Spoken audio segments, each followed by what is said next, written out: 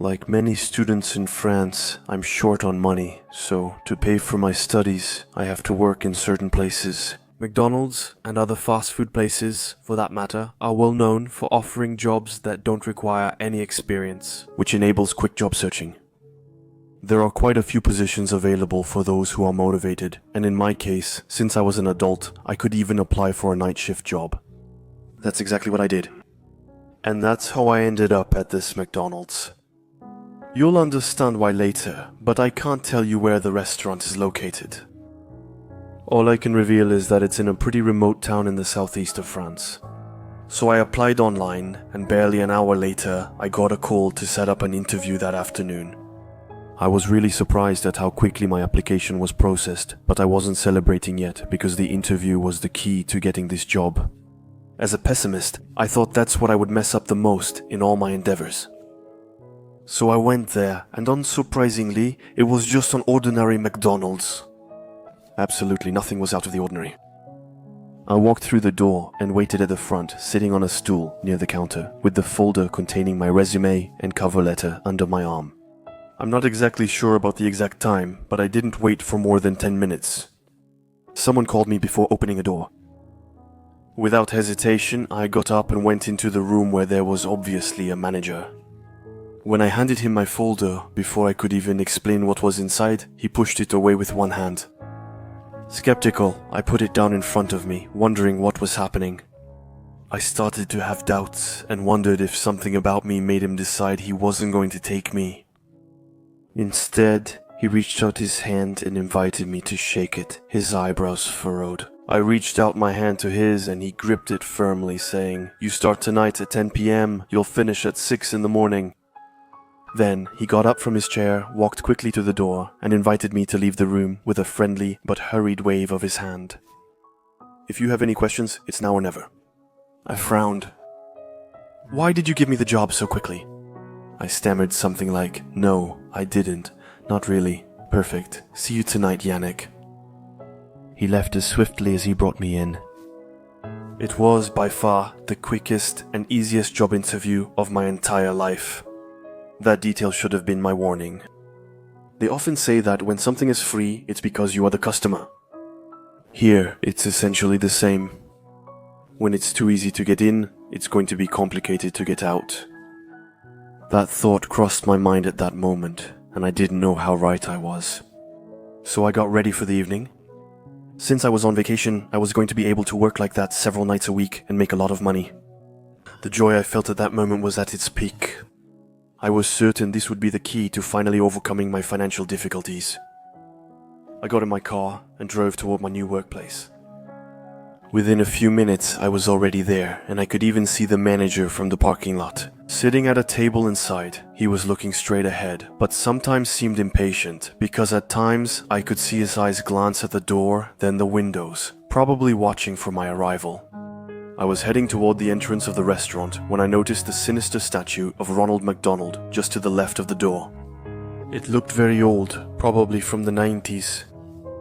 His face looked cracked in places, and the paint was peeling, giving him a terrifying and disturbing appearance. When I walked through the entrance, all while avoiding the cold gaze of the horrible statue, the manager stood up and with a wave of his hand invited me to sit across from him. I did as he asked, and he said, "Sorry, but it's not easy for me to find time. I've been extremely busy the last few days and haven't even had a chance to introduce myself." "I'm your manager, Cedric. I need to quickly train you, as I have to leave in an hour." Given my previous fast food experience, his statement truly astonished me. So I asked him, "Wait, do you mean there won't be any manager here tonight?" "It'll just be you and Sonia, the cook." "It's really simple, just serve and handle the payments." "You mentioned working at a nearby Burger King when you applied." "Well, it's exactly the same, even easier because there are fewer customers." "There's something you need to know, but I'll tell you after the training. Go get changed and let's start right away. Okay with you?" I nodded, doubtful, but determined to give my all in this new job. It was going to be by far the best salary I would have made in the past 10 years. I couldn't afford to be careless or seem too soft. He promptly trained me on operating the register, using the touchscreen and applying promotions. After confirming my understanding, he retrieved a small notebook from his office. So like I told you, there's a cook, but you won't see her much. She's been working here for years. It'll take some time before she talks to you. Don't judge her harshly. She's reserved, but does her job well. You shouldn't have issues with her. Then he handed me the notebook. These are the rules. I automatically grabbed the little notebook. Only, when I pulled it toward me, I noticed that Yannick wasn't letting go. He was holding it tightly while looking at me. At that moment, I felt like he was trying to size me up. But looking back now, I know it wasn't that. It was more a kind of hesitation. Others came before you, and it's always the same. When all goes well, they stay no longer than a week. They kept holding the notebook tightly while staring straight into my eyes. I'm going to tell you the same thing I told them. To all of them, without exception. If you don't feel up to it, don't stay here and go find yourself a quieter job. But above all, read every line of this notebook carefully several times. You can even take an hour to do it. It won't be counted as part of your break. The most important thing here is this notebook and what's inside it. Alright, I didn't understand anything that was happening. Yannick had a look in his eyes that sent chills down my spine. I could feel a mix of suspicion and sadness in the way Yannick looked at me. Yes, I understood. I will read it immediately after you leave, that's a promise. He smiled, then he said one last sentence before disappearing through the entrance of the McDonald's. The most important thing, kid, is this notebook. Please, never forget that. It's really important. Good luck. After he left, I sat down at a table. I started flipping through the contents of the strange notebook. It was, without a shadow of a doubt, a very long list of handwritten rules, but by several different people, judging by the handwriting that changed from page to page. I can assure you that I have never read such strange things in my entire life. In total, there were 13 rules, each one just as disturbing as the others. But instead of explaining to you why all this is out of the ordinary, I will read you the contents of the notebook, rule by rule. Rule number 1. The crashed car. Sometimes at the drive-thru, a crashed car may show up at the delivery window. If you see it on the cameras, ignore it. The car doesn't have a license plate. The front is almost completely torn off, and all the windows are missing. The man inside, on the other hand, doesn't speak, never orders anything, and just sits there staring straight ahead for about 10 minutes before leaving. Never try to talk to him, even if you hear him crying and see him trembling. Rule number 2, the little girl under the table. Several employees have reported hearing the laughter of a little girl, and after going into the room, they noticed seeing legs sticking out from under one of the tables. 2 of them were hospitalized after bending down to see what was there. Please, if you care about your eyes, don't do what they did. Rule number 3, the ball pit. The neon lights above the ball pit may start flickering around 2 in the morning. If that happens, turn them off and turn them back on around 2:30. We don't know if that's really what makes it go away, but at least it keeps us, the employees, from seeing the pale, corpse-like face sticking out from the balls. Luckily for us, they only stare at people passing by, for now. Rule number 4. The drunk man in the parking lot. Often, at least every other night, you'll hear someone who seems completely drunk, shouting things in the parking lot. Ignore him, he's just passing. And it usually doesn't last more than 5 minutes. His clothes are torn, and some even say he's missing an arm. We don't know why he's there, but sometimes he can stare at the building for several minutes, all while screaming repeatedly. Where did the morgue go? Rule number 5, the hand of the ice machine. We change the machine every time it happens. Nothing works. These machines are well known for having problems in our other restaurants, but at least we know why ours are acting up. If, when dispensing vanilla, you notice pink or red drops mixing with the white of the ice cream, do not lift the lid to look inside the machine. It's the hand. If you try to remove it, yours will be soaking in the tub next. Only one, and it was risky. Aside from some particularly expensive hospital bills, it didn't lead to anything. Fortunately, that doesn't happen often. But pay close attention to the details when you change the contents of the bin. Rule number 6. If it's cold, take a break. It can happen that, throughout the building, a sudden and intense cold fills the place. Some say they feel a drop of more than 15 degrees in just a few seconds. If that's the case, step outside and take a break. She won't count. Nevertheless, once you're outside, keep an eye on the room. If the power goes out, read the following rule carefully. Rule number 7 for walkers in the room. If you've been caught by the cold and you find yourself outside while the power goes out in the room, please, from outside, keep a close eye on everything happening in the room. After a few minutes, you should notice some figures in the dark, all dressed in white shrouds. Sometimes among them, there is a person who slowly crawls toward the play area. If that happens, close the front door and go back home. The day team will take care of restoring the power the next morning. If, on the other hand, the crawler is not present, the power should come back on its own after a few minutes. If that's the case, you can resume your work. Rule number 8, the statue of Ronald. Many day shift employees have complained that the statue of Ronald outside was found in random places in the morning. They implied that night shift employees were having fun moving it around in the evening. We found that this only happened when the camera facing the parking lot had been turned off or moved. In short, when the statue isn't being watched, make sure the camera always keeps it in its field of view. If the camera suddenly turns off, do not go outside under any circumstances and try to spot the statue through the windows. If you see it, an employee must keep an eye on it at all times. It has happened that it crossed the entrance once, and as a result, all the electronic equipment started glitching with a deafening noise, sounding like very high-pitched, repeated laughter. To prevent this from happening, don't take your eyes off her. Rule number 9, the woman looking for her bracelet. When you're taking orders at the drive-thru, you might hear a strange woman. She will politely ask if you found her bracelet without ever ordering anything. If you talk to her, she'll just keep repeating the question over and over again.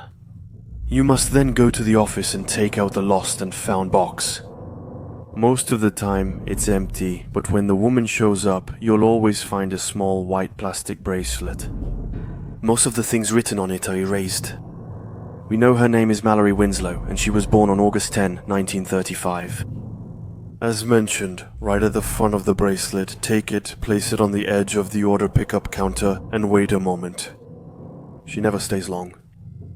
And if you give her bracelet, everything will go perfectly well.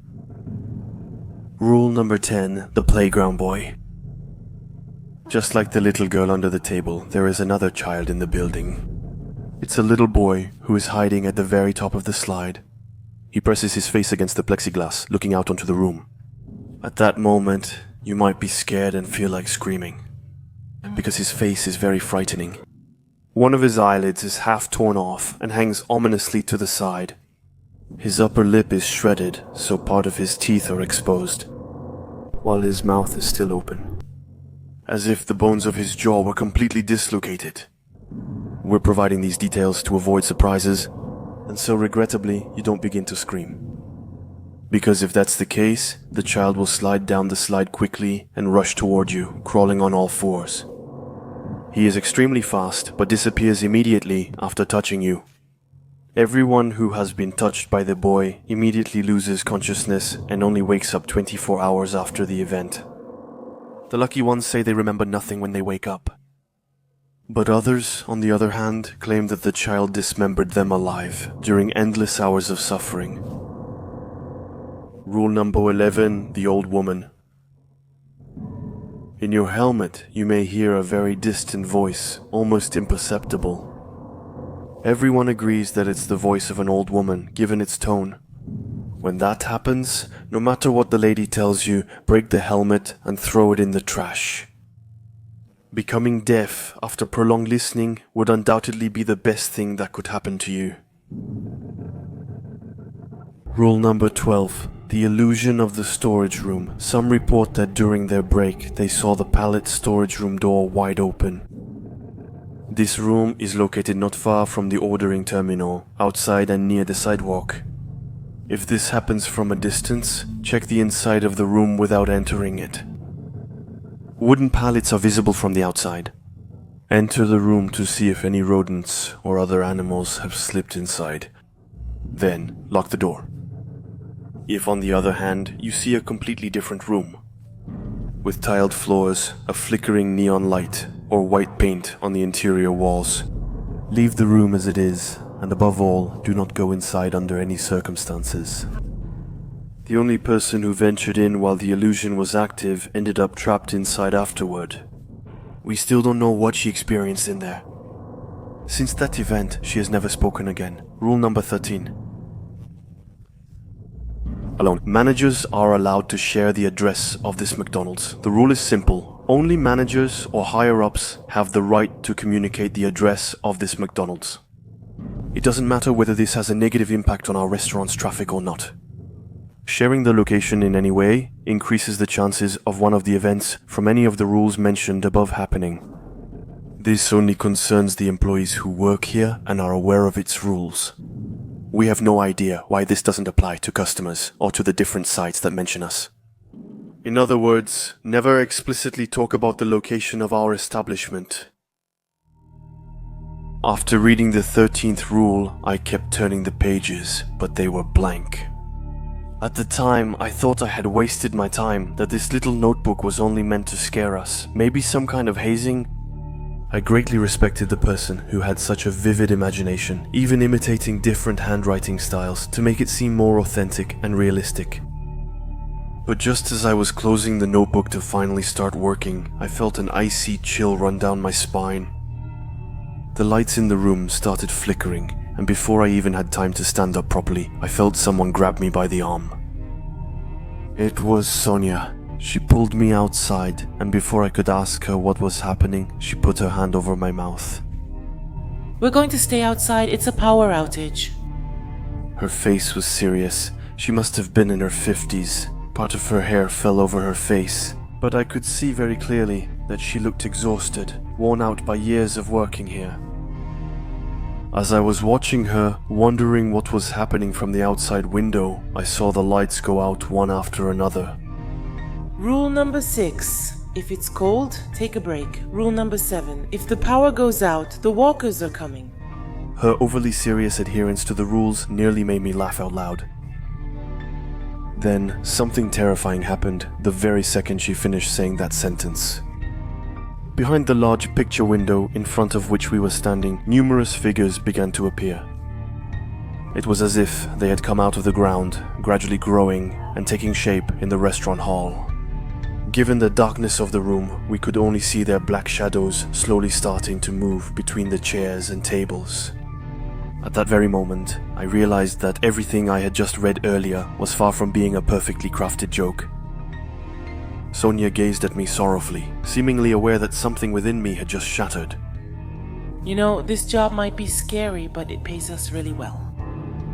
A lot more than what they mentioned in the contract. Follow the rules and you'll see that nothing horrible will ever happen. I spent the next hour outside convincing myself that everything I had just experienced was likely just my imagination.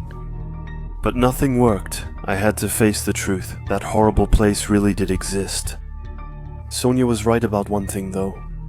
If I follow the rules scrupulously, nothing horrible should happen. Then, if the job pays much more than what they mentioned, even though the salary was already high, staying here for just a month seems much less overwhelming to me. I don't know what awaits me in this place, but all I can tell you is that after coming to terms with this terrible reality, I went back to work. The rest of the evening went by rather calmly, and of course, I even went straight to Sonia. After all, following rules is part of our daily lives. So who am I to complain about 13 more rules?